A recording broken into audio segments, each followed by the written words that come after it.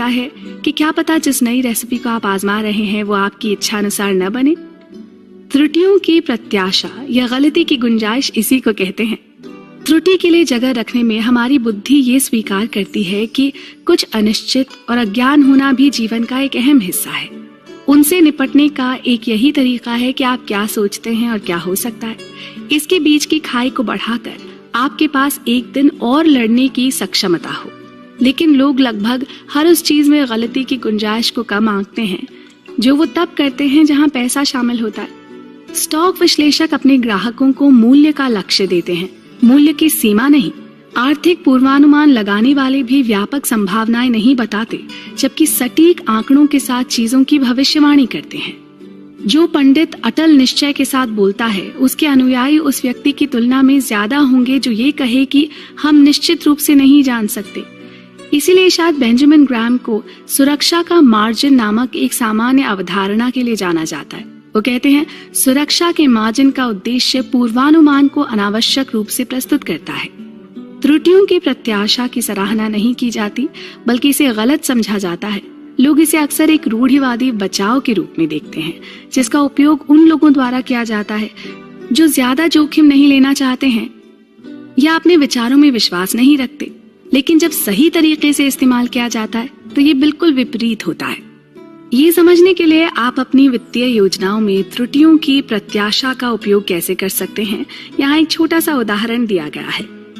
कल्पना कीजिए कि आप 50 साल की उम्र में सेवानिवृत्त होना चाहते हैं और आप पिछले सभी वर्षों की वापसी दरों को ध्यान में रखते हुए हर महीने एक निश्चित राशि का निवेश करना शुरू करते हैं। सिद्धांत रूप में ये एक अच्छा विचार प्रतीत होता है, लेकिन आप जो अनुमान नहीं लगा रहे हैं वो हैं अगले 50 वर्षों की अनिश्चितताएं।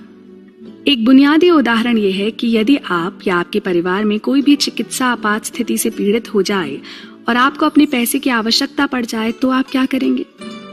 ऐसी योजनाओं के लिए दिए गए समाधान के अनुसार आपको अगले 50 वर्षों के प्रतिफल को पिछले 50 वर्षों के प्रतिफल के 1/3 होने का अनुमान लगाना चाहिए। कम अनुमान लगाने से आपको किसी भी अनिश्चितता के लिए तैयार होने में मदद मिल सकती है, या कम से कम आपकी योजनाओं पर उनके प्रभाव को कम किया जा सकता है। जीवन में बहुत सी चीजों के लिए एक अच्छा नियम है कि जो भी कुछ टूट सकता है वो अंततः टूट ही जाएगा। इसलिए यदि बहुत सी चीजें अगर किसी एक चीज के काम करने पर निर्भर करती हैं और वो चीज टूट जाती है तो सब कुछ बर्बाद हो सकता है। ये विफलता का एकमात्र बिंदु है। ऐसे में गलती की गुंजाइश आपके लिए अपने लक्ष्य का विस्तार करने की तरह है। ये सोच आपको उन सभी परेशानी और निराशा वाली घटनाओं से बचाने में भी मदद करती है जिनकी आपने कभी कल्पना भी नहीं की होगी। अनुमान लगाइएगा कि आप अपनी बचत का उपयोग कैसे करेंगे। ऐसा मानना होगा जैसे आपको पता है कि आपके भविष्य में क्या होने वाला है और आपके आने वाले दिनों में क्या खर्चे होंगे, और हम सभी जानते हैं कि ऐसा नहीं होता। कुछ वित्तीय योजनाएं जो केवल जाने माने जोखिमों के लिए तैयार होती हैं, उनमें इतना मार्जिन हमेशा होता है कि वास्तविक दुनिया में सर्वाइव कर सकें, क्योंकि हर योजना का सबसे महत्वपूर्ण हिस्सा है आपकी योजना के अनुसार न होने की योजना बनाना। बात अभी पूरी नहीं हुई है, आप कहीं मत जाइएगा।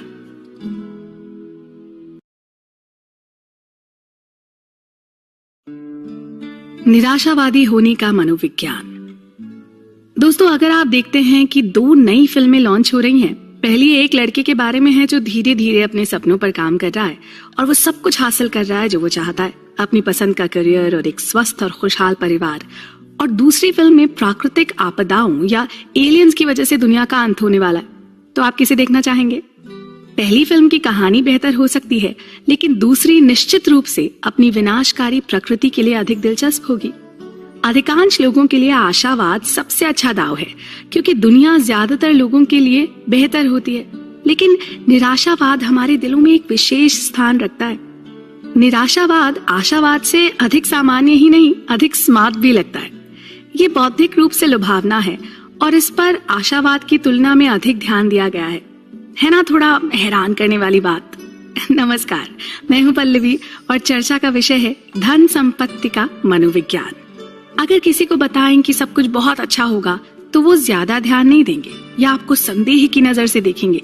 किसी को बताएं कि वो खतरे में हैं तो आपको उनका अभिवाजित ध्यान तुरंत मिलता है, खासकर जब आप पैसों के बारे में बात करते हैं। भला क्यों?